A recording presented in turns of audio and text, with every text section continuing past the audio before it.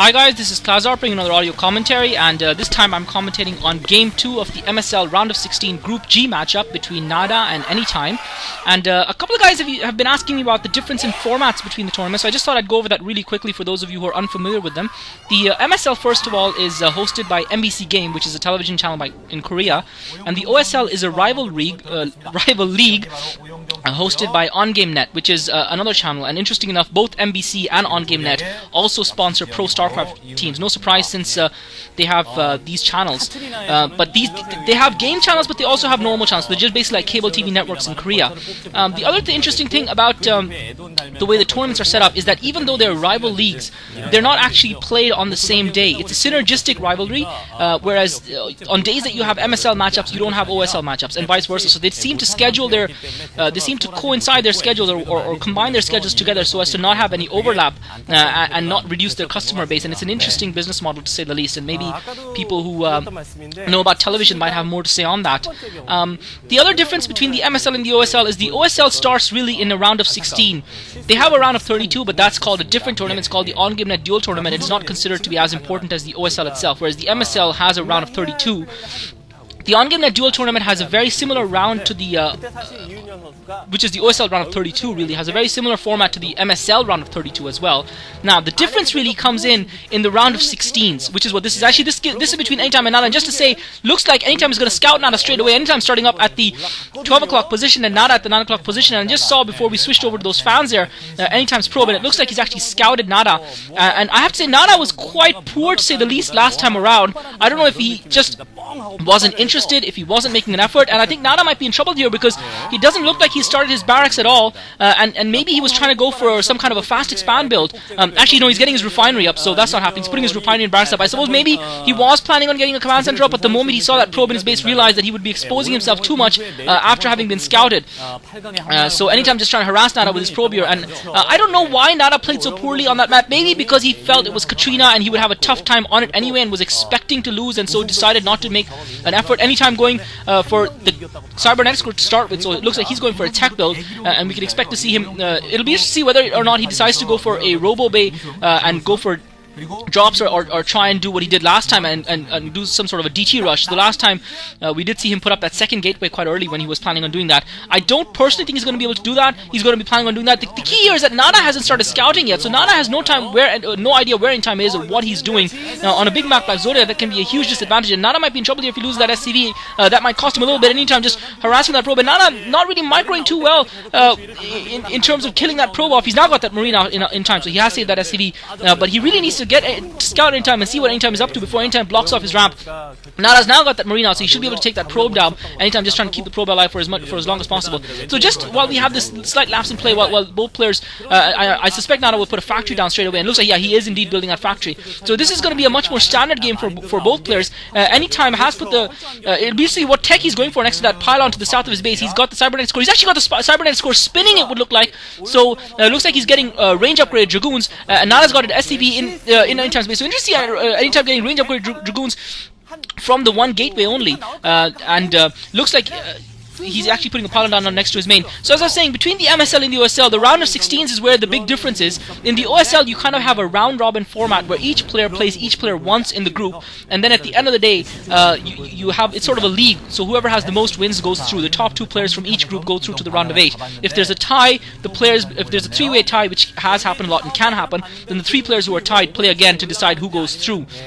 And that is what would have happened if Savior had, if Jaedong had beaten Best and Savior beats C. And I haven't watched Savior with C yet, so I don't know what happened. And looks like Anytime just waited till he could ferret that SCV out of NaDa, till he could get that SCV away from his pylon before he planted his robotics facility. But NaDa's going to scout that with that barrack, so he's going to be ready. NaDa, meanwhile, has blocked his own ramp with those 3 marines, and it'll be interesting to see what NaDa decides to do, whether he's going to build a command center. He's just sent that SCV down. Looks like NaDa has decided to expand now, so NaDa decided to go for the economy build after having that first factory down. He was kind of forced to do that really by Anytime's early scout. He couldn't really have fast expanded. He had to put that racks and the extractor down once Anytime saw that. Anytime has put a second gateway in, so it looks like Anytime might be going for a DT rush here, and it's going to be vital for NaDa that he scouts this somehow with that floating barracks, because Anytime is putting that second gateway, and that suggests to me that he's going to now put up a Citadel of Outer turn and put up his Templar Archives and go for a DT rush, and that's going to be something that NaDa is going to be hugely vulnerable to. Anytime just sending this couple of goons out, he's putting a third goon out now, and I think anytime, or actually perhaps he might not, it's difficult. He's actually putting the observatory down, so he's not going for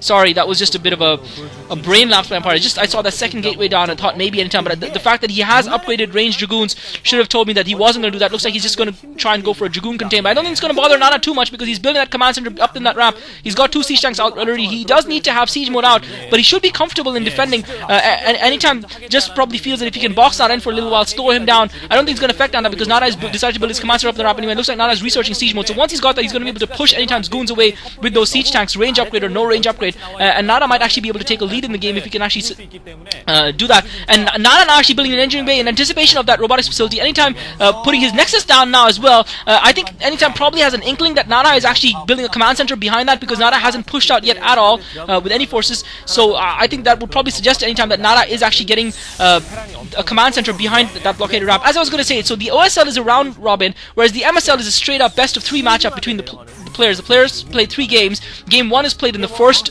week between 4 different players, 8 different players, each playing 1 game each, and then Game 2 is played in the subsequent week. So Game 1 of this matchup has already happened last week. I commented on it. This is Game 2 being done now between these 2 players, and obviously NaDa needs to win this game. Anytime now putting up the robotic support bait, NaDa needs to win this game to force a tiebreaker, to force a Game 3.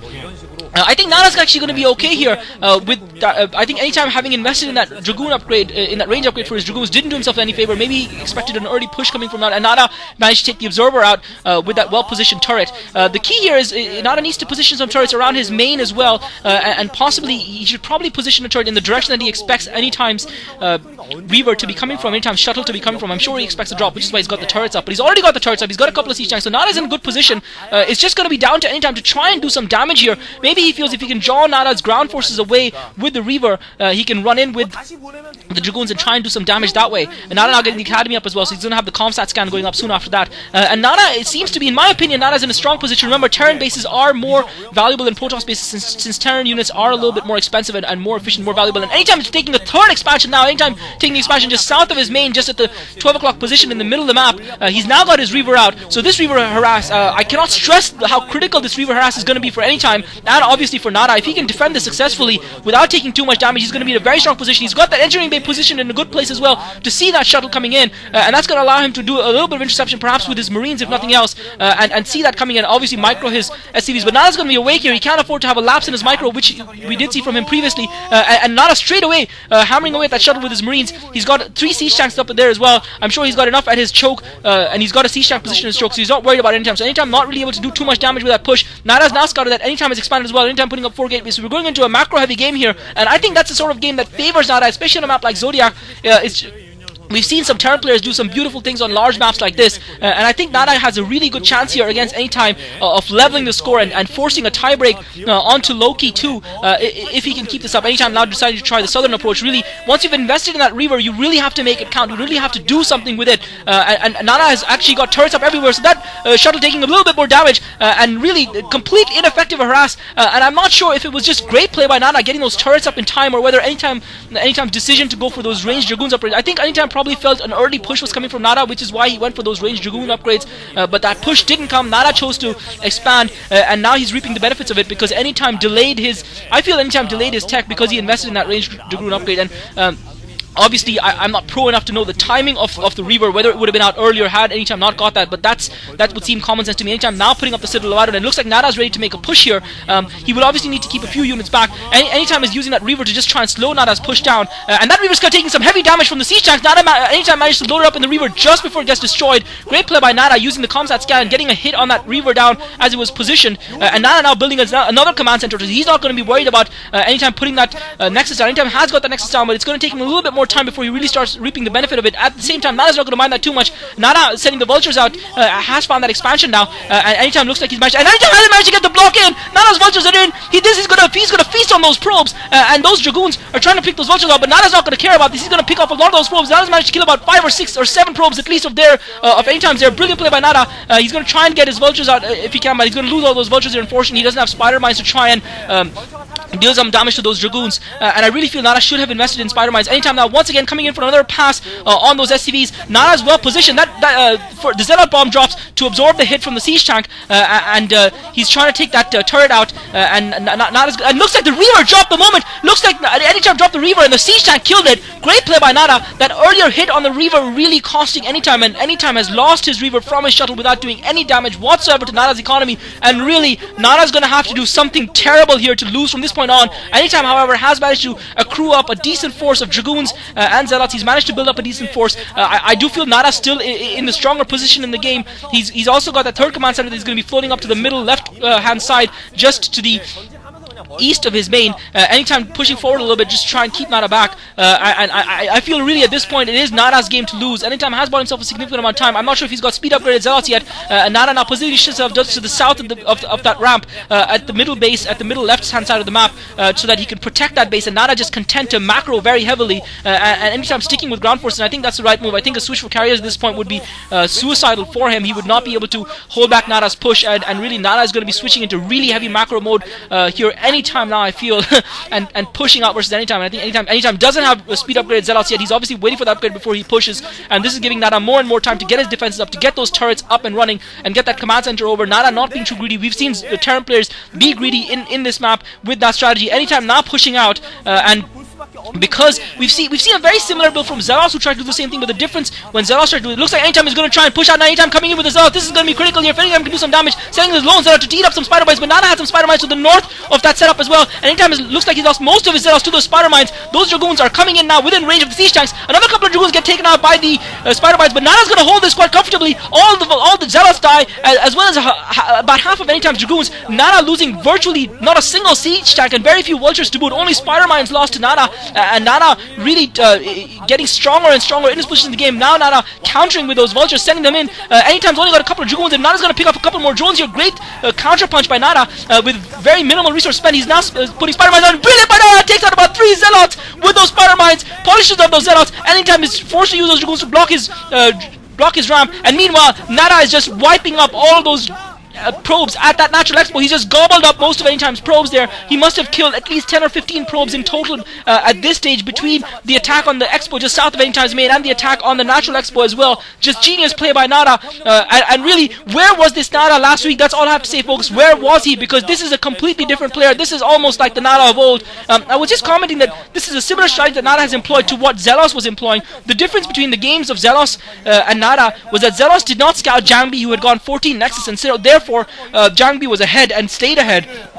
Excuse me. Whereas NaDa obviously did scout, and obviously Anytime went for a tech build as opposed to expanding, which really I feel is not a bad choice to make for a Protoss player. But I think what really cost Anytime is getting that ranged Dragoon upgrade, because he did nothing with those Dragoons. He got them upgraded range. He only had the single gateway, got the Dragoon upgrade, didn't do anything with them, and then again, to me it was a little bit of a nothing strat. Obviously I guess he felt that there was some sort of early push coming from NaDa, and he anticipated that wrong, and really once he did that, it was going to be very difficult for him to come back with the advantage that a player like once you give NaDa a player like NaDa that sort of advantage, I think it's very difficult to come back against him. NaDa has got about 6 or 7 or 8 factories now about down, as well as a couple of them with machine shops, and really is just macroing very heavily, and the expansion count for both players is equal. Anytime now putting that Stargate down, I feel that's probably going to be for arbiters rather than anything else. NaDa now building Starport. It looks like he's only building one Starport though.